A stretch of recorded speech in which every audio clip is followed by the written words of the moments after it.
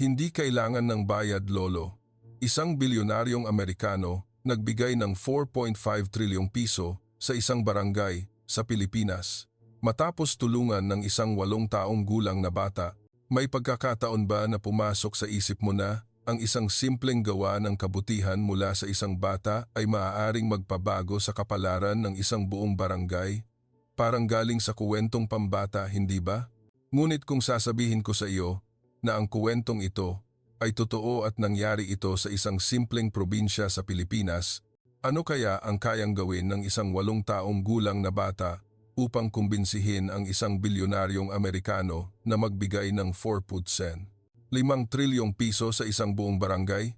Samahan mo akong simulan ang paglalakbay na ito upang matuklasan ang hiwagang kuwento. Isang kuwento tungkol sa kabaitan, koneksyon, at mga himalang hatid ng buhay sa isang maliit na barangay sa Palawan, kung saan ang mga bukirin ng palay ay walang katapusan. May isang nayon na tinatawag na Barangay Luntian. Ang barangay na ito ay walang sikat na pasyalan, walang modernong industriya. Ang mga tao dito ay nabubuhay ng simple, umaasa sa kanilang palayan at sa pawis na tumutulo sa tigang na lupa. Ngunit ang Luntian ay may isang bagay na hindi matatagpuan sa lahat ng lugar, iyon ay ang init at katapatan ng kalooban ng tao. Kabilang sa mga simpleng taong ito ay isang 8 taong gulang na bata na nagngangalang Junjun, isang bata na mahal ng lahat sa barangay dahil sa kanyang katapatan at kabilisang kumilos. Si Junjun ay nakatira sa isang maliit at lumang kubo kasama ang kanyang lola sa dulo ng barangay. Ang kanyang nanay ay pumanaw noong bata pa siya at ang kanyang tatay ay nasa malayo at bihirang umuwi. Ang kanyang lola, si Lola Selly, na mahigit 70 anyos na, ay araw-araw pa ring nagtatrabaho sa bukid, nag-aani ng palay upang mapalaki si Junjun. Sa kabila ng hirap ng buhay, si Junjun ay palaging masayahin. Mayroon siyang maliwanag na mga mata, nakangiti, at may mainit na puso. Tuwing hapon pagkatapos ng klase, tumatakbo si Junjun sa buong barangay, tumutulong sa mga kapitbahay sa maliliit na gawain mula sa pag-iigib ng tubig, paghahatid ng pagkain, hanggang sa pagdadala ng kalabaw sa kulungan. Sabi ng lahat, maliit man si Junjun, mas malaki pa ang puso niya kaysa sa mga nakatatanda. Isang araw, sa isang malamig na umaga ng taglagas, nagkakagulo ang buong barangay Luntian dahil sa isang kakaibang balita. Sabi-sabi, mayroong isang Amerikano, isang mataas, puting lalaki ang lumitaw sa kalapit na bayan. Nakasakay siya sa isang makinang na sasakyan, nakasuot ng mamahaling suit at may kasama pang mga taong mukhang importante. Walang nakakaalam kung sino siya, tanging narinig lang nila na galing siya sa malayong Amerika at may hinahanap sa lugar na iyon. Kumalat ang balita tulad ng hangin na nagdulot ng pagtataka sa mga matatanda at bata sa barangay. Anong ginagawa ng Amerikanong iyon dito? Baka naligaw lang siya? Tanong ni Lola Selly habang nag-aalis ng damo sa bukid. Habang ang lahat ay nag-iisip, si Junjun, dahil sa pagiging likas na usisero ng isang bata, ay nagpasyang siya mismo ang aalam. Nang umagang iyon, pagkatapos kumain ng mabilis na kanin at tuyo, sumakay si Junjun sa lumang bisikleta ng kanyang tatay papunta sa bayan. Hindi siya nag-iisip ng malalim. Gusto lang niyang makita ng personal ang Amerikano na pinag-uusapan ng buong barangay. Nag-ingay ang bisikleta at ang gulong ay umikot sa bako-bakong kalsada, ngunit patuloy si Junjun sa pagpedal, humihuni ng isang kantang bayan na madalas kantahin ng kanyang lola. Nang makarating siya sa bayan, nakita ni Junjun ang isang grupo ng tao na nagtitipon sa harap ng isang maliit na tindahan ng tubig. Sa gitna ng grupo, may isang matangkad na dayuhan, may puting buhok na nakaupo sa isang plastik na upuan, may hawak na bote ng tubig at mukhang pagod. Siya nga ang Amerikano na nabanggit ng barangay. Nakasuot siya ng kulay abo na suit, ngunit mukhang hindi ito angkop sa init ng probinsya. Sa tabi niya ay isang Pilipinong lalaki na marahil ay ang interpreter na pilit ipinapaliwanag ang isang bagay sa mga taong nakapaligid. Sumingit si Junjun sa gitna ng mga usisero at nagmasid. Napansin agad niya na ang Amerikano na ito ay hindi katulad ng mga ordinaryong turista. Mukhang mayroon siyang problema. Ang lalaking iyon ay si William Carter, isang bilyonaryong Amerikano, may-ari ng isang sikat na kumpanya ng teknolohiya sa Silicon Valley. Si William ay hindi lamang mayaman kundi sikat din sa kanyang malalaking proyekto ng kawanggawa sa buong mundo. Ngunit ngayon, hindi siya nagpunta sa Pilipinas para sa kawanggawa, hindi pa. Nagpunta siya dito para sa isang napakapribadong dahilan, isang dahilan na walang sinuman sa karamihan, maging ang interpreter, ang nakakaalam. May hinahanap si William na isang alaala, isang bagay na pinaniniwalaan niyang may koneksyon sa kanyang nakaraan, isang bagay na matagal na niyang nawala. Ngunit ang kakaiba ay hindi siya marunong magtagalog at ang kanyang interpreter ay hindi lubos na nauunawaan ang pakikipag-ugnayan sa mga lokal. Sinubukan niyang magtanong tungkol sa isang barangay, tungkol sa isang daan, ngunit walang nakakaunawa kung ano ang gusto niya. Lalong naging maingay ang karamihan, ang ilan ay nagtataka, ang iba naman ay nagtatawanan, iniisip na nagpapaimportante lang ang Amerikano. Nagsimulang maasiwa si William, pawis na pawis ang kanyang noo.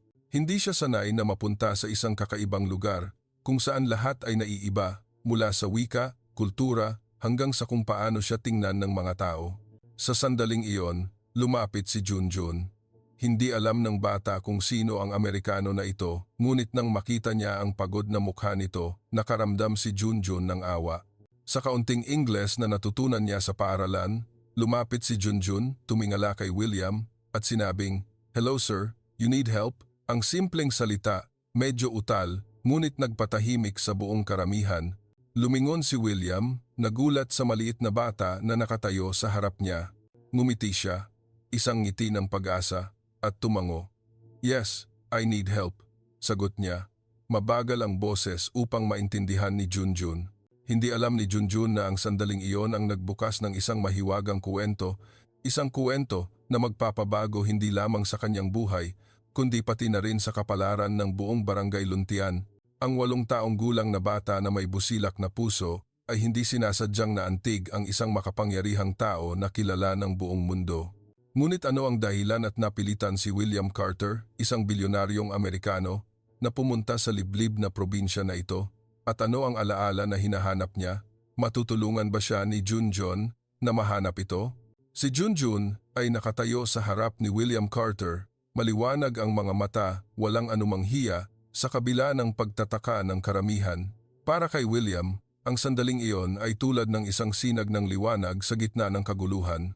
Hindi niya inaasahan na sa isang liblib na barangay sa Pilipinas, ang isang 8 taong gulang na bata ay marunong mag-Ingles, kahit na ilang simpleng salita lamang. Inulit ni Junjun, utalman ngunit puno ng sigasig. "You need help sir, I help you." Ngumiti si William. Pakiramdam niya ay nakahanap siya ng isang kaibigan sa gitna ng dayuhang lugar. Tumango siya, senyales sa interpreter na tumabi, at nagsimulang makipag-usap kay Junjun. Kinuha ni William mula sa kanyang bulsa ang isang luma at naninilaw na larawan.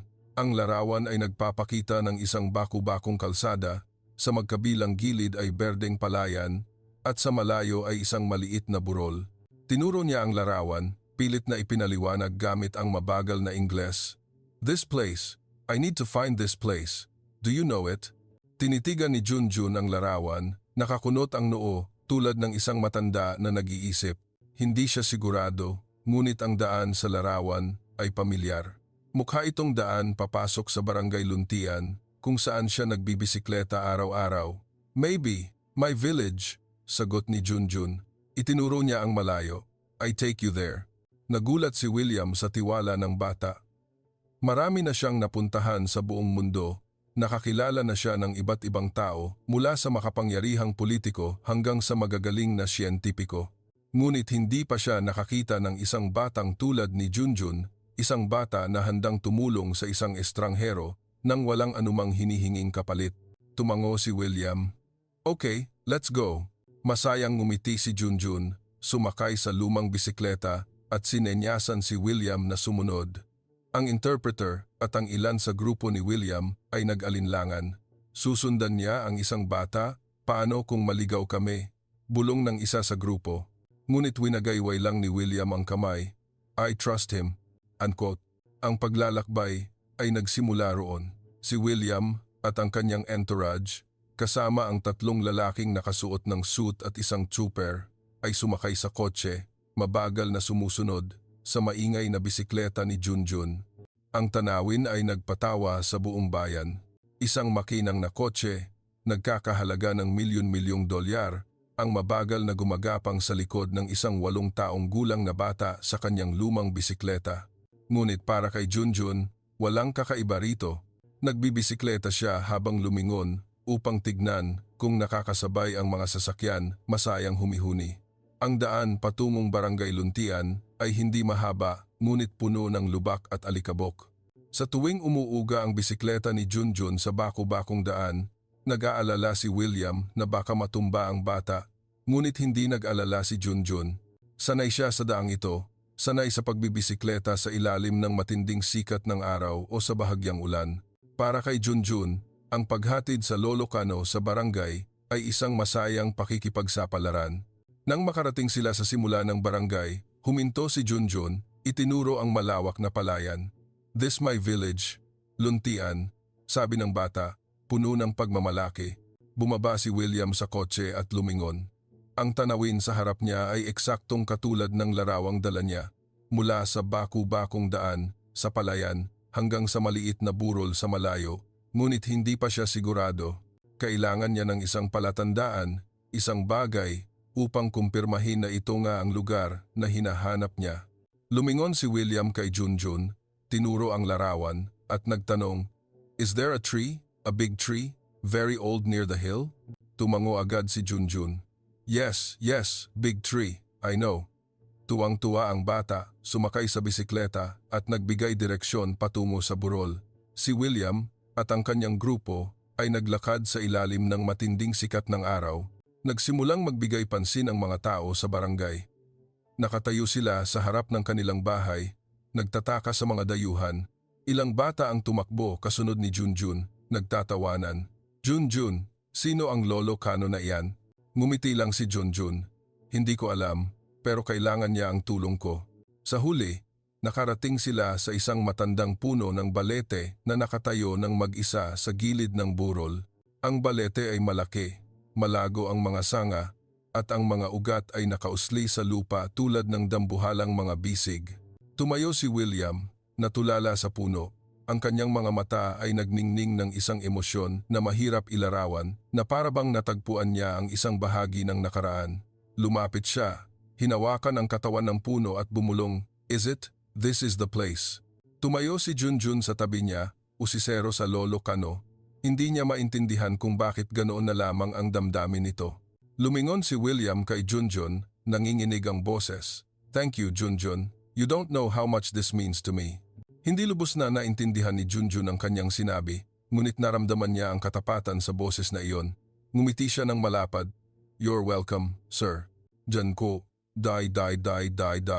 Sa sandaling iyon, sumabat ang interpreter, si Mang Nestor, at ipinaliwanag na si William ay naghahanap ng isang lugar na napakahalaga sa kanya, isang lugar na konektado sa isang alaala mula sa maraming taon na ang nakalipas. Ngunit hindi niya sinabi kung ano ang alaala, tanging sinabi lang niya na ang puno ng balete ang isang mahalagang clue. Habang abala si William sa pagtingin sa paligid, biglang may naalala si Junjun. Tumakbo siya patungo sa sulok ng balete, kung saan may malaking bato. Itinuro ni Junjun ang lupa, kung saan may isang maliit na piraso ng metal na kalahating nakabaon sa lupa. "This yours?" tanong ng bata.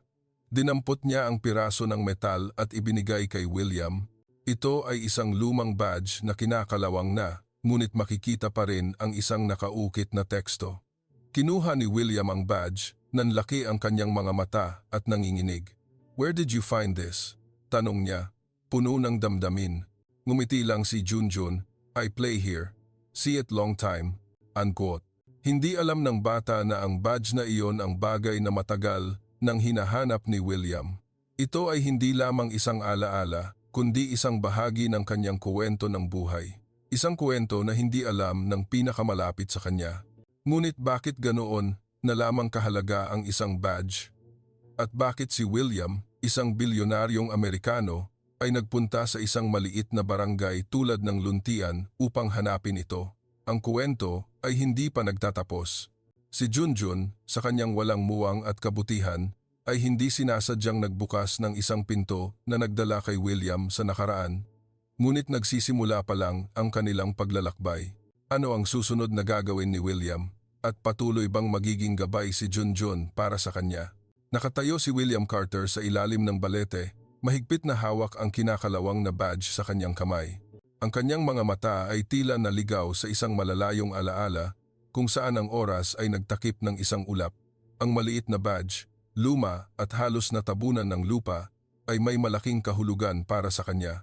Si Junjun, ang 8 taong gulang na bata, ay nakatayo sa tabi usisero sa matangkad na lalaki.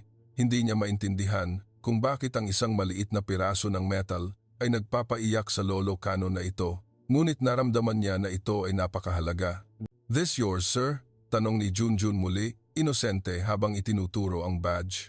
Ngumiti si William, isang ngiti na may halong pasasalamat at kalungkutan. Yumuko siya, tiningnan ng diretso sa mata si Junjun at sinabing, "Yes, Junjun, this is mine, and you are a miracle." Hindi lubos na naintindihan ni Junjun ang sinabi niya, ngunit ngumiti siya ng malapad, nakaramdam ng pagmamalaki dahil nakatulong siya sa isang estranghero. Si Mang Nestor, ang interpreter, ay mabilis na nagpaliwanag kay Junjun. "Bata," sinabi niya na isa kang himala. Tumango si Junjun, kahit hindi niya lubos na alam kung ano ang himala. Alam niya na nakagawa siya ng isang mabuting bagay. Maingat na inilagay ni William ang badge sa kanyang bulsa at lumingon upang tingnan ang balete, ang palayan at ang burol sa malayo. Nagsimula siyang magkwento, mabagal ang boses na parabang nakikipag-usap sa sarili. "Many years ago when I was young, I came to this land. It was during a difficult time, a time of war." Huminto siya, huminga ng malalim na, parabang ang alaala ay nagdudulot pa rin ng sakit. Sinimulan ni Mang Nestor ang pagsasalin, ngunit itinaas ni William ang kanyang kamay, senyales na gusto niyang siya mismo ang magkuwento kay Junjun. "This badge," itinuro niya ang kanyang bulsa. "It belonged to someone very important to me, someone I lost here in this village." Mangsa, nakikinig si Junjun, kahit na bahagi lamang ang kanyang naintindihan. Naramdaman niya ang kalungkutan sa boses ni William, at iyon ang nagtulak sa kanya na tulungan pa ito ng higit. "You find him, your friend?" tanong ni Junjun ng inosente. Umiling si William. "No, Junjun, I don't think I can find him anymore. But finding this badge is enough. It's like finding a piece of my heart." "Nay." Tumango si Junjun, kahit hindi lubos na nauunawaan, alam niyang kailangan ng lolo Kano na ito ng kaaliwan. Hinawakan niya ang kamay ni William at hinila ito patungo sa isang malaking bato malapit sa puno. "Sit here, sir. Rest." Sabi ni Junjun, itinuro ang patag na bato kung saan siya madalas umuupo. Tumawa si William at hinayaan ang bata na hilahin siya upang umupo. Tiningnan niya si Junjun, nakaramdam ng isang kakaibang koneksyon sa bata. Sa buong buhay niya, nakakilala si William ng libu-libong tao, mula sa mayayaman na investor hanggang sa pinakamahihirap. Ngunit hindi pa siya nakaramdam ng ganoong kalapit sa sinuman tulad ni Junjun, isang bata na walang iba kundi kabutihan at pagiging inosente. Lumingon siya kay Mang Nestor, ang interpreter, at sinabing, "Ask the boy if I can meet his family. I want to thank them." Ipinahayag ni Mang Nestor ang salita ni William, at tumango agad si Junjun. "Come my house, meet my lola." Sigaw ng bata, sumakay sa lumang bisikleta.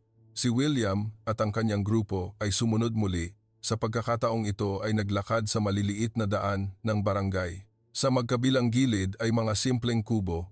Nagsimulang magtipon ang mga tao sa barangay, usisero sa mga dayuhan. Ilang kapitbahay ang nagbulungan.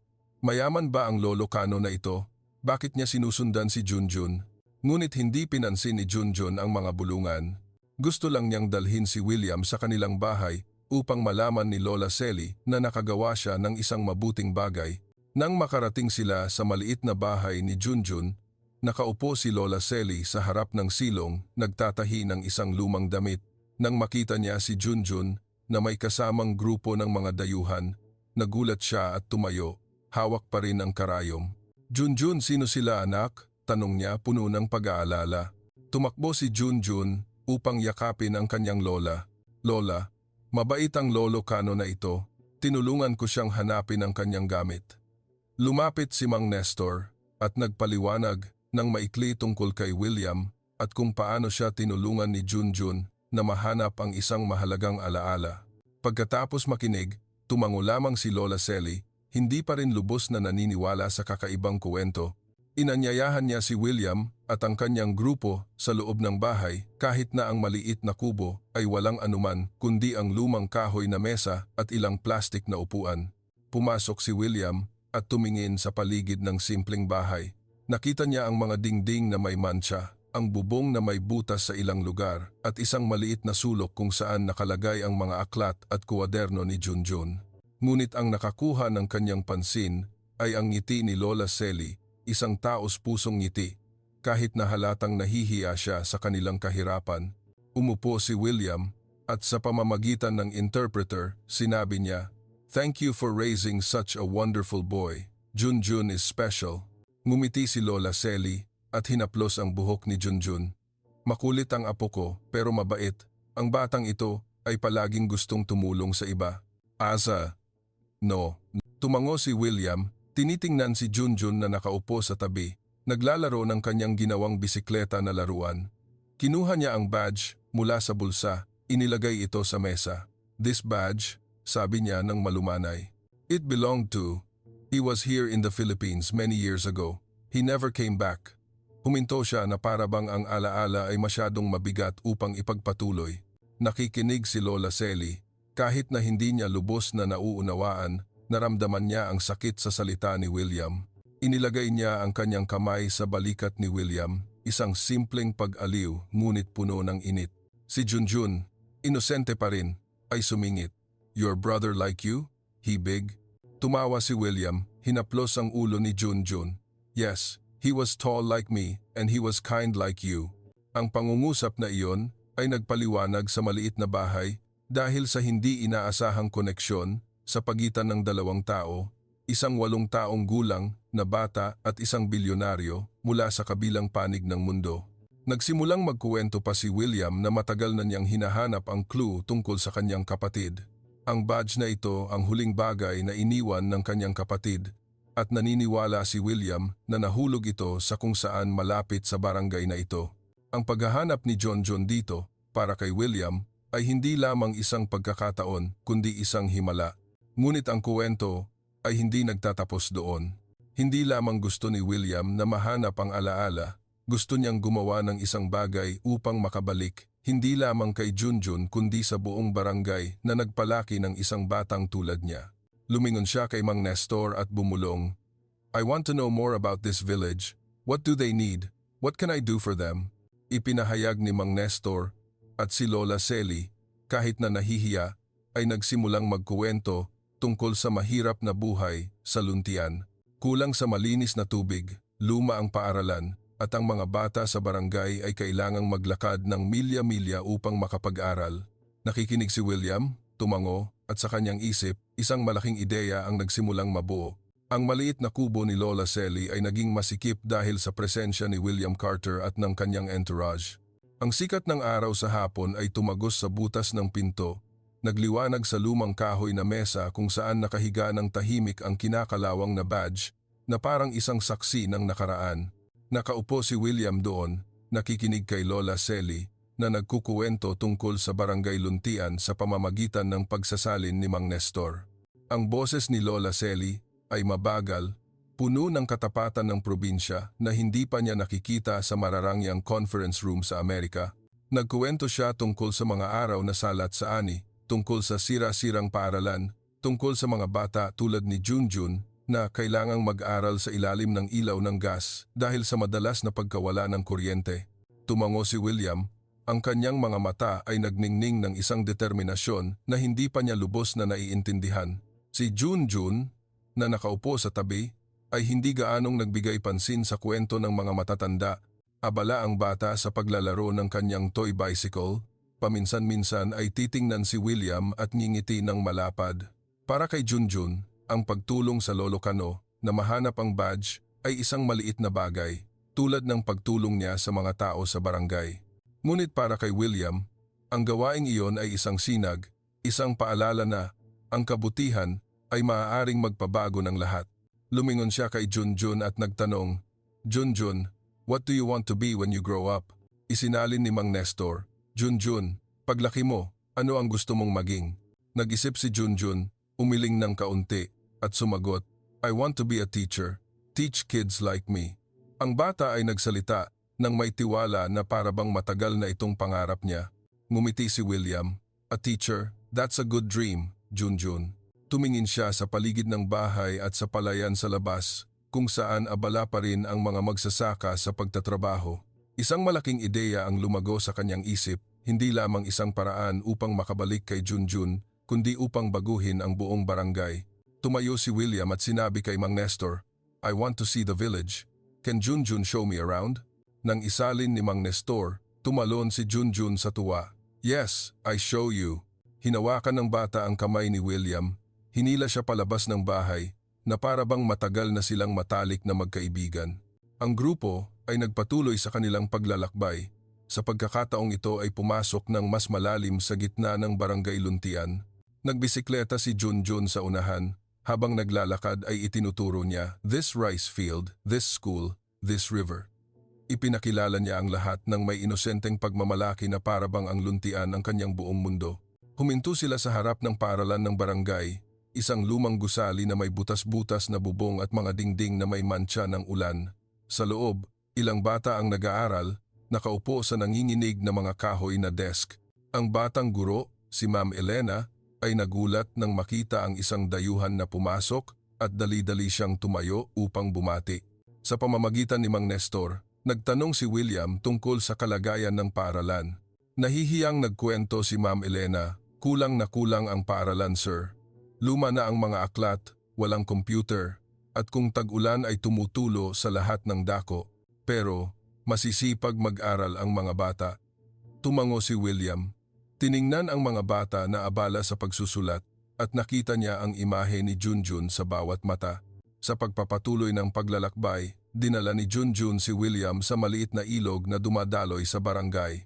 Ang tubig sa ilog ay maputik na, hindi na malinaw tulad ng dati. Itinuro ni Junjun, before, water clean, now dirty, no fish. Nakikinig si William, naramdaman ang pagmamahal ng bata sa lupaing ito. Nagtanong siya, why is it dirty, Junjun? Sa pamamagitan ni Mang Nestor, ipinaliwanag ni Junjun, no place for trash, people throw in river. Tumango si William, inaalala ang bawat detalye. Napagtanto niya na ang Luntian ay hindi lamang nangangailangan ng bagong paaralan, kundi nangangailangan din ng malinis na tubig, nangangailangan ng isang sistema upang maging mas maayos ang buhay dito. Nang magsimulang lumubog ang araw, nakatayo sina William at Junjun sa isang dam, pilapil, tinitingnan ang palayan na nagiging kulay ginto. Lumingon si William kay Junjun at sinabing, beautiful village but need help. Hindi lubos na naintindihan ni Junjun, ngunit tumango siya, you help my village like I help you? Tumawa si William, hinaplos ang ulo ng bata. Yes, exactly like that. Sa sandaling iyon, alam ni William na ang paglalakbay na ito ay hindi lamang upang hanapin ang badge, kundi upang hanapin ang isang bahagi ng kanyang sarili. Ang bahagi na nawala sa kanya sa mga taon, naabala siya sa pera at kasikatan. Bumalik sila sa bahay ni Lola Selly, umupo si William, at nagsimulang ibahagi ang kanyang intensyon kay Lola Selly at kay Ma'am Elena na inimbitahan na dumalo. Sinabi niya, I want to do something for Luntian, for Junjun, for the children, for everyone here. Isinalin ni Mang Nestor at nagulat si Lola Selly at hindi makapagsalita. Niyakap lang niya si Junjun, namumuo ang luha sa kanyang mga mata. William, patuloy niya, I'll start with the school, a new school with books, computers, and a roof that doesn't leak. Naiyak si Ma'am Elena nang marinig niya. Talaga po, sir? Masisiyahan po ang mga bata. Ngunit hindi huminto si William doon. Nagtanong pa siya tungkol sa iba pang problema ng barangay, mula sa malinis na tubig, kalusugan, hanggang sa trabaho para sa mga tao. Maingat na itinala ni Mang Nestor ang lahat at si William naman ay nagsimulang magplano ng isang mas malaking proyekto sa kanyang isip. Isang proyekto na hindi niya inakala nang pumunta siya sa Pilipinas. Tiningnan niya si John, ang bata na abala sa pagkain ng saging na kinuha lang ni Lola Selly, at naisip niya, this boy didn't just help me find a badge, he helped me find a purpose. And Nang gabing iyon, nanatili si William sa barangay, natulog sa isang simpleng guest house na inihanda ng mga tao. Nakahiga siya sa kawayang kama, nakikinig sa huni ng insekto sa labas ng palayan at nakaramdam ng kapayapaan na hindi niya naramdaman sa 5 bituing hotel. Sa kanyang isip, unti-unting nabuo ang plano para sa luntian, ngunit alam niyang kailangan niya ng pagkakaisa ng buong barangay at higit sa lahat, ang tiwala ng mga taong tulad ni na Junjun at Lola Selly upang maisakatuparan ito. Kinabukasan, ang maagang sikat ng araw ay tumagos sa mga puno, nagbigay ng banayad na kulay ginto sa barangay Luntian. Nagising si William Carter sa simpleng guest house, naramdaman ang amoy ng lupa at ang huni ng ibon sa labas ng palayan. Hindi siya sanay sa kapayapaang ito, ngunit nagpapagaan ito sa kanyang damdamin. Ngayon, nagpasya siyang manatili sa barangay ng mas matagal, hindi lamang upang pasalamatan si Junjun, kundi upang mas maintindihan ang lugar na nagbigay sa kanya ng pagkakataong mahanap ang mahalagang badge. Si Junjun, tulad ng dati, ay naghihintay na sa labas. Ang lumang bisikleta ay nakasandal sa puno ng saging. Kumaway ang bata, "Good morning, sir. You go with me today?" Ngumiti si William at tumango. Si Junjun, sa kanyang inosente at sigasig, ay naging kanyang di mahalintulad na gabay. Sa pamamagitan ni Mang Nestor, ang interpreter, sinabi ni William, "I want to meet more people in your village. Can you take me to them?" Tumango agad si Junjun. Yes, I know everyone." Sumakay ang bata sa bisikleta at dinala si William sa mga baku-bakong daan kung saan sinisimulan ng mga tao ang kanilang bagong araw. Dumaan sila sa mga palayan kung saan nag-aararo ang mga magsasaka, dumaan sa mga kubo kung saan nagluluto ng pagkain ang mga matatanda. Ang unang hinto ay sa bahay ni Kapitan Ben, ang pinuno ng Luntian. Si Kapitan Ben ay isang nasa edad na lalaki, may guhit ng paghihirap sa mukha ngunit may mabait na mga mata. Nang marinig niya si Junjun na nagkuwento na gustong tumulong ng Lolo Kano sa barangay, nag-ingat si Kapitan Ben. Nagsasabi ba siya ng totoo? "Mahirap ang barangay namin, wala kaming maibabalik." Sabi ni Kapitan Ben kay Mang Nestor. Sumagot si William sa pamamagitan ng pagsasalin. "I don't want anything in return. I just want to help because Junjun helped me." Tiningnan ni Kapitan Ben si Junjun. Pagkatapos ay tumingin kay William. Nag-aalinlangan pa rin siya, ngunit pumayag siya na mag-organisa ng isang pagpupulong ng barangay upang maipahayag ni William ang kanyang intensyon. Nang hapong iyon, nagtipon ang buong barangay Luntian sa ilalim ng balete kung saan natagpuan ni Junjun ang badge.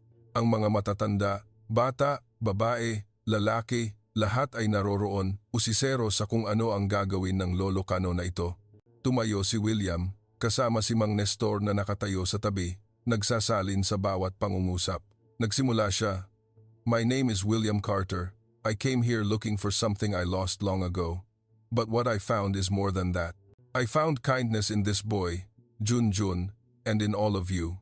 Huminto siya at tiningnan si Junjun na nakaupo sa tabi ni Lola Selly. Masayang nakangiti. "I want to help. I want to build a new school, clean water systems, and maybe more. But I need your help to make it happen." Ang mga salita ni William, kahit na isinalin, ay nagpatahimik sa buong barangay. Ilang tao ang nagbulungan. Nagsasabi ba siya ng totoo? Paano tayo maniniwala? Ngunit tumayo si Lola Selly na nakaupo sa unahan, nanginginig ang boses, "Naniniwala ako sa kanya. Tinulungan siya ng apo ko at gusto niya itong ibalik. Dapat natin siyang bigyan ng pagkakataon." Ang salita niya, isang taong respetado sa buong barangay, ay nagpabawas sa tensyon. Tumango si Kapitan Ben, "Sige William, ipaliwanag mo kung ano ang gusto mong gawin." Nagsimulang ibahagi ni William ang kanyang plano. Nagkuwento siya tungkol sa isang bagong paaralan na may modernong silid-aralan, computer at kumpletong aklat. Nagkuwento siya tungkol sa sistema ng malinis na tubig upang hindi na gumamit ng maputik na tubig mula sa ilog ang mga tao. Binanggit pa niya ang pagtatayo ng isang maliit na health center upang ang mga bata at matatanda sa barangay ay makakuha ng mas mahusay na pangangalaga sa kalusugan. Bawat salita niya ay maingat na isinalin ni Mang Nestor at unti-unting naramdaman ng bawat tao ang katapatan sa kanyang boses. Nakaupo si Junjun sa gitna ng karamihan, nakikinig ng may maliwanag na mga mata. Hindi niya lubos na nauunawaan ang sinasabi ni William, Ngunit alam niyang gusto ng lolo Cano na ito na gumawa ng mabuti para sa barangay. Tumayo siya, tumakbo sa tabi ni William at sumigaw, "I want school! I want clean water!" Ankwat. Tumawa ang buong barangay sa inosente ni Junjun at naging mas magaan ang kapaligiran. Isang matanda, si Lolo Cardo, na may saklay, ang tumayo at nagsabing, "Kung totoo ang lolo Cano na ito, susuportahan ko. Ngunit kailangan mong mangako na hindi mo ito iiwan sa kalagitnaan." Tumango si William, "I promise, I'll stay until it's done." Pagkatapos ng pagpupulong, nagpatuloy sina William at Junjun sa pag-iikot sa barangay. Dinala siya ng bata sa mga lugar kung saan mas nahihirapan ang mga tao. Ang kanal na barado na nagpapabawas sa tubig sa palayan, ang maputik na daan tuwing tag-ulan, at ang sira-sirang bahay ng mga mahihirap na pamilya. Sa bawat lugar na napuntahan nila, maingat na itinala ni William at nagtanong sa mga tao sa pamamagitan ni Mang Nestor. Napagtanto niya na ang luntian ay hindi lamang nangangailangan ng pera, kundi nangangailangan ng isang pangmatagalang at sustainable na plano upang ang mga tao ay makatayo sa kanilang sariling mga paa. Nang gabing iyon, nakaupo si William kasama si Kapitan Ben at ilang matatanda sa barangay, nagtalakay ng mas detalyado. Kumuha siya ng isang maliit na kuwaderno, nagdrawing ng diagram tungkol sa gusto niyang gawin, isang paaralan sa gitna ng barangay, isang sistema ng pagsasala ng tubig malapit sa ilog, at isang community center kung saan maaaring matuto ng kasanayan ang mga tao. Si Kapitan Ben, kahit na nag-aalinlangan noong una, ay nagsimulang makumbinsi. Kung magagawa mo ang mga bagay na ito, tatanaw ng utang na loob ang buong barangay sa iyo habang buhay, sabi niya.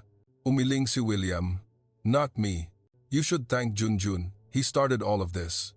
Samantala, mahimbing na natutulog si Junjun sa bisig ni Lola Selly. Hindi alam ng bata na ang kanyang maliit na gawa ay nagsimula ng isang malaking pagbabago. Nakaupo si William sa ilalim ng ilaw ng gas, iniisip ang bata at ang barangay na ito.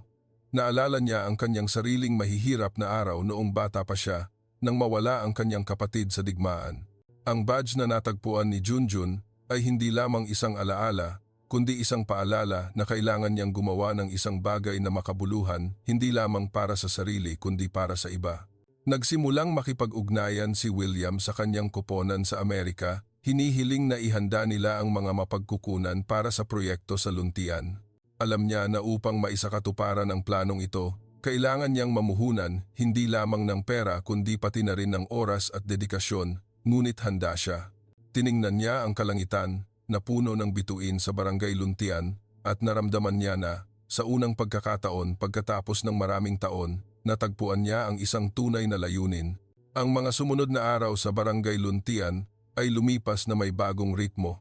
Si William Carter, ang lalaking sanay sa mararangyang conference room sa Silicon Valley, ay naging bahagi na ng buhay probinsya. Gumising siya ng maaga kasama sina Junjun at Lola Selly, kumakain ng simpleng pagkain na may kasamang adobo at gulay. Naglakad siya sa mga baku-bakong daan, nakikinig sa hangin na humihihip sa palayan at nakikipag-usap sa mga tao sa pamamagitan ni Mang Nestor, ang interpreter. Para kay William, ang bawat sandali sa luntian ay tulad ng isang paalala na ang tunay na kahulugan ng buhay ay wala sa mga numero sa bank account, kundi sa mga ngiti at simpleng kabutihan. Si Junjun, tulad ng isang tour guide na bata, ay palaging kasama ni William. Dinala niya si William sa buong barangay, ipinapakita ang mga maliliit na sulok na tanging ang mga lokal lamang ang nakakaalam. Ang lumang balon kung saan kumukuha ng tubig ang buong barangay, ang daan patungo sa burol kung saan nagpapalipad ng saranggola ang mga bata, at ang mga nakakatuwang kwento tungkol sa mga kapitbahay. Nakikinig si William, paminsan-minsan ay tumatawa sa inosente ni Junjun. "You know everyone, Junjun," sabi niya, at tumango ang bata. "Yes sir, this my family." Naramdaman ni William na para kay Junjun ang luntian ay isang malaking pamilya at ang bata ay handang gawin ang lahat upang tumulong sa lahat. Samantala, nagsimulang ipatupad ang plano ni William. Nakipag-ugnayan siya sa kanyang koponan sa Amerika, humihiling na magpadala ng mga construction expert, water engineer, at volunteer teacher sa luntian. Ang mga tawag sa satellite phone na umalingaw-ngaw sa gitna ng palayan ay nagpataas sa pagtataka ng mga tao. Saan tumatawag ang lolo kano na iyan, bulong ng isang magsasaka. Ngunit hindi lamang huminto si William sa pagtawag ng suporta, nag-organisa siya ng mga pagpupulong kasama si Kapitan Ben at ang mga matatanda sa barangay, ipinapaliwanag ang bawat hakbang ng plano. Una, gusto ni William na magtayo ng isang bagong paaralan. Gumawa siya ng diagram sa papel, ipinapakita kay Kapitan Ben ang isang 2 palapag na gusali na may maliwanag na silid-aralan, library na puno ng aklat at isang computer room. "The children here deserve the best," sabi niya nang may tiwala. Tumango si Kapitan Ben ngunit nag-aalala pa rin. "Pero William, magastos ang pagtatayo ng paaralan, wala kaming pera para bayaran ka." Ngumiti si William. "No need to pay. This is my gift to Junjun and to Luntian." Ang salita na iyon, sa pamamagitan ng boses ni Mang Nestor, ay nagpatahimik kina Kapitan Ben at sa mga naroroon sa pagpupulong dahil sa damdamin. Sumunod, binanggit ni William ang sistema ng malinis na tubig. Nakita niya ang maputik na ilog na itinuro ni Junjun at alam niyang ang malinis na tubig ang pinakakailangan. Nagplano siyang magtayo ng isang maliit na water filtration plant gamit ang modernong teknolohiya ngunit madaling gamitin upang mapamahalaan ito ng mga tao sa hinaharap. "I'll teach your people how to maintain it," sabi niya kay Kapitan Ben. "This is not just for now, but for your children's future." Nakaupo si Junjun sa sulok ng silid, hindi lubos na naintindihan, ngunit pumalakpak siya. "Clean water, good for fish." Tumawa ang lahat at hinaplos ni William ang ulo ni Junjun. "Yes, good for fish and good for you." "Apa."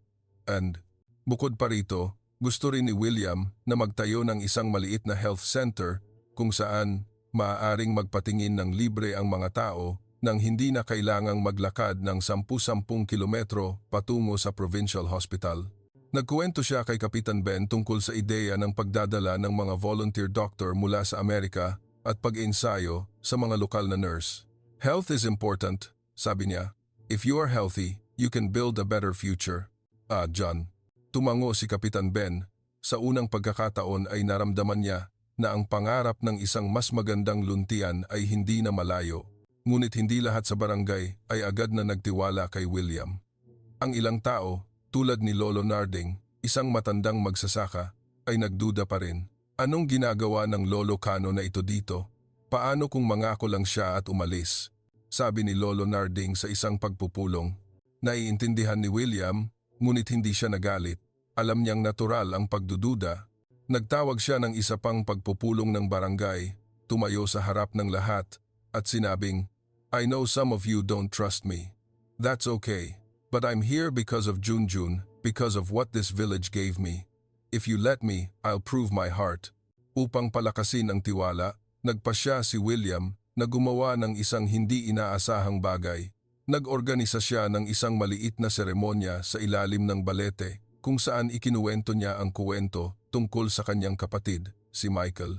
Sa pamamagitan ni Mang Nestor, sinabi niya, "My brother loved the Philippines.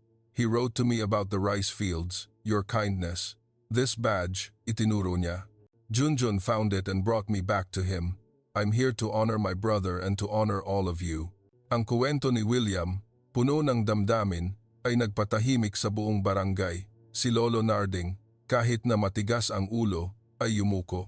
"Pasensya na po, William, nagkamali ako." Ay tasa. Mula noon, nagsimulang makibahagi ang mga tao sa barangay ng mas aktibo. Nagboluntaryo silang tumulong sa mga engineer mula sa paghuhukay ng lupa, pagdadala ng materyales, hanggang sa pagluluto ng pagkain para sa construction team. Si Junjun, kahit na maliit, ay masiglang tumatakbo pabalik-balik, nagdadala ng tubig at naglilipat ng bato na nagpatawa sa lahat. "Ang batang si Junjun talaga ang kaluluwa ng barangay," sabi ni Kapitan Ben. Tiningnan ni William si Junjun at naisip na ang batang ito ay hindi lamang isang gabay kundi isang inspirasyon para sa lahat. Isang hapon, nang lumubog ang araw, nakaupo sina William at Junjun sa dam, tinitingnan ang palayan na nagiging kulay ginto. Sinabi ni William, "Junjun, you changed my life, you know that?" Nag-isip si Junjun at nagtanong, "Sir, you stay here forever?" Tumawa si William, "Not forever, but I'll always come back. This is my home now too." Tumango si Junjun, "Good, you're my friend." Ang inosenteng salita na iyon ay nagpaiyak kay William. Napagtanto niya na ang luntian ay hindi lamang isang lugar kung saan siya nagbigay ng tulong, kundi isang lugar kung saan niya natagpuan ang tunay na kahulugan ng buhay. Ang proyekto ni William ay mabilis na umunlad. Ang paaralan ay unti-unting nabuo, ang sistema ng malinis na tubig ay gumagana na, at ang health center ay nagsimula na ring itayo. Ngunit alam ni William na ito ay simula pa lamang. Gusto niyang gumawa pa ng higit, hindi lamang magtayo kundi lumikha ng mga pagkakataon para sa mga tao na umunlad ng mag-isa. Nagsimula siyang mag-isip tungkol sa pagbubukas ng mga klase sa kasanayan, pagtulong sa mga magsasaka na mapabuti ang kanilang ani, at pagtatayo ng isang palengke upang mabenta nila ang kanilang produkto. Ngunit ang mga ideyang ito ay magiging katotohanan. Lumipas ang mga buwan, ang Barangay Luntian ay tila nagbago. Ang bagong paaralan ay natapos na may mga dingding na pininturahan ng puti, pulang bubong at kumpletong silid-aralan, mesa, aklat at computer. Sa inauguration, nagtipon ang buong barangay, mula sa bata hanggang sa matanda, lahat ay nakasuot ng pinakamagandang damit, nakatayo sa bakuran ng paaralan, sumisigaw. Si Junjun, nakasuot ng bagong uniforme, ay nakatayo sa tabi ni William. Maliwanag ang mga mata ng putulin ni Ma'am Elena, ang kanyang guro, ang ribbon. Tiningnan ni William ang bata, ngumiti. "This is for you, Junjun, for your dream to be a teacher." Tumango si Junjun, hinawakan ang kamay niya. "Thank you, sir. I study hard." Ang sistema ng malinis na tubig ay gumagana ng maayos, nagdadala ng malinaw na tubig sa bawat bahay. Ang ilog na dating maputik ay nilinis, at ang mga isda ay nagsimulang lumitaw muli, na nagpatawa sa mga bata, kasama na si Junjun. Ang maliit na health center ay natapos na rin, kasama ang mga volunteer doctor mula sa Amerika at mga lokal na nurse na nagtutulungan. Si Lola Selly, sa unang pagkakataon ay nasuri ang kalusugan ng libre, hinawakan ang kamay ni William, naiyak ang boses. "Binigyan mo ng bagong buhay ang barangay namin. Hindi ko alam kung paano ka pasalamatan." Sumagot si William sa pamamagitan ni Mang Nestor. "No need to thank me, Lola Selly. Junjun did this. He brought me here." "Ofka, Ufagto." Ngunit hindi huminto si William doon. Nagbukas siya ng mga klase sa kasanayan, tinuruan ang mga tao kung paano gamitin ang modernong teknolohiya upang mapabuti ang agrikultura. Mula sa farming technique hanggang sa kung paano mag-imbak ng mga produkto, tinulungan din niya ang pagtatayo ng isang maliit na palengke kung saan maaaring ibenta ng mga tao ang kanilang palay, gulay, at mga handicraft. Si Aling Cora, ang pinakilala ni Junjun kay William, ay mayroon na ngayong stall na nagbebenta ng mga delikasi na nakakaakit maging sa mga tao mula sa kalapit na bayan. "Dahil kay William, may pera ako para mapag-aral ang mga anak ko," sabi niya. Nagniningning ang mga mata ng pag-asa. Sinigurado rin ni William na ang lahat ng proyekto ay sustainable. Inensayo niya ang mga lokal na tao upang patakbuhin ang sistema ng malinis na tubig, panatilihin ang paaralan at pamahalaan ang health center. "I don't want this to end when I leave," sabi niya kay Kapitan Ben. "Luntian is your home and you make it grow." Tumango si Kapitan Ben. Ngayon ay lubos na nagtitiwala kay William. "Hindi mo lang kami tinulungan, binigyan mo kami ng tiwala na tumayo sa aming sarili," sabi niya. Sa buong pananatili ni William sa Luntian, si Junjun ay naging kanyang anino. Ang bata ay hindi lamang isang gabay kundi isang inspirasyon para sa kanya upang magpatuloy. Isang hapon, nang nakaupo ang dalawa sa ilalim ng balete, nagtanong si Junjun, "Sir, you go back to America?" Tiningnan ni William ang bata. "Yes, Junjun, but I'll come back. You're my family now." Ngumiti si Junjun, binigyan si William ng isang bracelet na hinabi mula sa dahon ng palay. "For you, don't forget Junjun." Isinuot ni William ang bracelet sa kanyang kamay, na iyak. "I'll never forget you, Junjun." Nang maghanda si William na umalis sa Luntian, nag-organisa ang buong barangay ng isang farewell party sa ilalim ng balete. Nagdala ang mga tao ng mga pagkain, bibingka, adobo at puto. Si Junjun, sa tulong ng kanyang mga kaibigan, ay nagtanghal ng isang sayaw bayan na nagpatawa sa lahat. Tumayo si William at nagbigay ng talumpati sa pamamagitan ni Mang Nestor. "Luntian, gave me more than I could ever give back. You gave me hope, kindness, and a new home. My brother Michael would be proud of this village. This badge brought me here, but you made me stay. Tiningnan ni William si Junjun. Study hard, Junjun. Be the best teacher. Tumango si Junjun, namumula ang mga mata. I will, sir. Come back, okay? Tumango si William. I promise. Nang umalis ang makinang na kotse sa barangay, nakatayo ang buong luntian, kumakaway. Ang tawanan ay nahalo sa ihip ng hangin sa palayan. Nakatayo si Junjun sa dam, tinitingnan ang kotse hanggang sa mawala ito, mahigpit na hawak ang kanyang lumang bisikleta. Pagkalipas ng ilang buwan, kumalat ang balita tungkol sa luntian. Ang mga media sa Pilipinas at internasyonal ay nagsulat tungkol sa maliit na barangay na binago ng isang bilyonaryong Amerikano sa halaga ng 4.5 trilyong piso. Ngunit para sa mga tao ng luntian, hindi lamang ito pera, ito ay kabutihan, tiwala at pangarap na naging katotohanan. Si Junjun, na nag-aaral na ngayon sa bagong paaralan, ay nagkukuwento pa rin sa kanyang mga kaibigan tungkol sa mabait na Lolo Kano. Hindi alam ng bata na ang kanyang maliit na gawa ay nagpabago sa isang buong komunidad. Bumalik si William sa Amerika, suot ang bracelet na hinabi sa dahon ng palay na ibinigay ni Junjun.